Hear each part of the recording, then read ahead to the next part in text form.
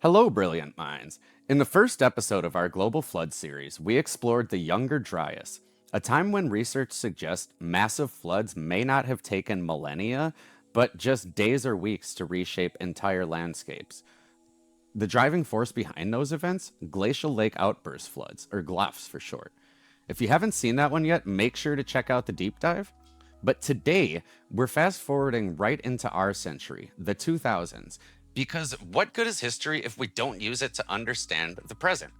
We're going to line up some of the most cataclysmic floods of ancient times against 4 devastating floods from this century to see how they measure up. You're tuned into MattyAtoms, the show where I research stuff so you don't have to. As always, though, if you want to learn more, all of my sources and footage will be linked in the description, so you never just have to take my word for it. And away we go.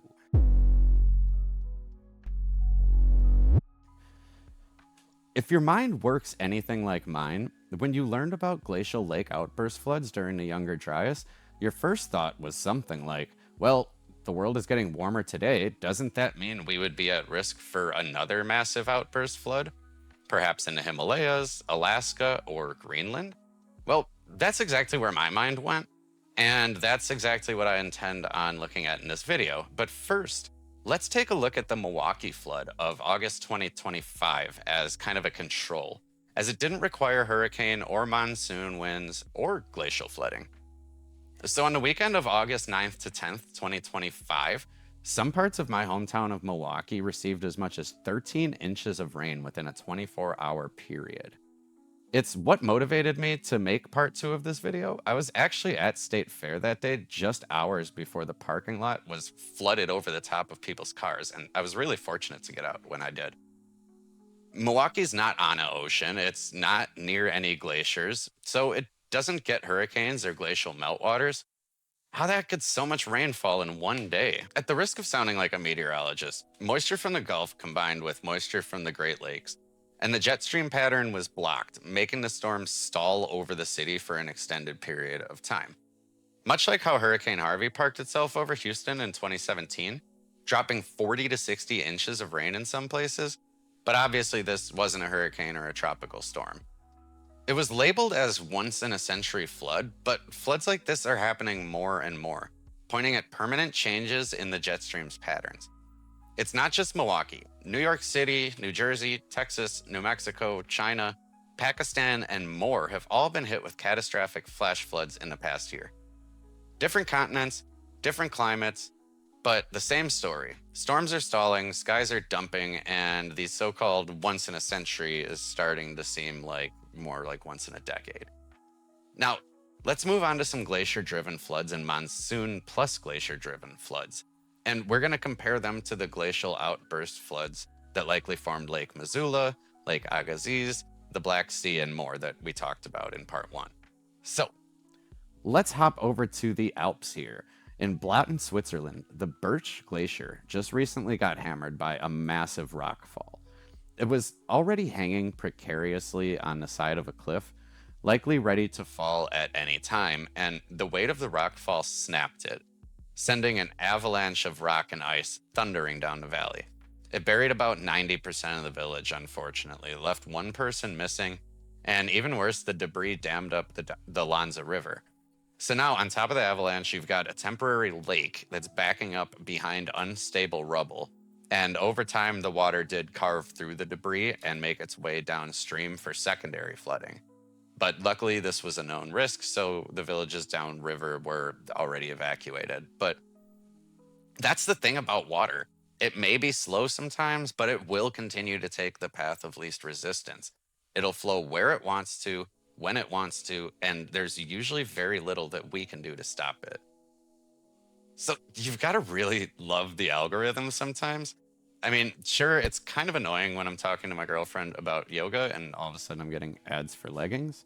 Trust me, you really don't want to see me in leggings. But when I'm searching for flooding one day and I'm getting reels of a helicopter pilot flying over melting glaciers another, well, that's just algorithmic magic. Every single summer near Juneau, Alaska, the Mendenhall Glacier becomes a ticking time bomb. Behind the glacier is a lake called Suicide Basin, super metal, And every year, this basin fills up with meltwater until there's so much water that it lifts the ice like a rubber ducky. Now, all of a sudden, the water rushes out in a matter of hours in what we call a glough. Juneau's Suicide Basin first recorded glough was in 2011, and since then, it's become an almost annual event, with 2023 and 2025 being the strongest years on record. And I'm sure some of it's just better tech, more sensors, more population, but the known number of glacial lakes has grown by about 50% since 1990, and they're now being reported in more places. With warming temperatures, it seems there's simply more water trapped behind thinner, weaker ice dams, and if warming continues, so will the frequency of gloughs. So it's impossible to cover every flood that's happened in the first quarter of this century, and there are certainly others just as devastating or more devastating than some of the ones that I've just covered. But the 2022 Pakistan flood stands out as perhaps the worst overall flood of the first quarter of this century, swallowing a third of the country, claiming over 1,700 lives, and impacting 33 million people. In human terms, that's more than the population of Australia suddenly displaced underwater. And let me just say that again.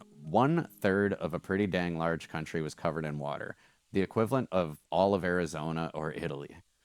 So, how did that happen? Well, in July to August of 2022, Pakistan got 3 times its normal average monsoon rainfall for the last 30 years. Some southern provinces saw 5 times the average. Instead of the monsoons being spread out, Pakistan was walloped back to back, giving rivers and soil no time to recover from their supersaturation. There was also a blocked jet stream pattern similar to what happened in Milwaukee and Houston, which stalled monsoon systems over Pakistan. And then came the second hose.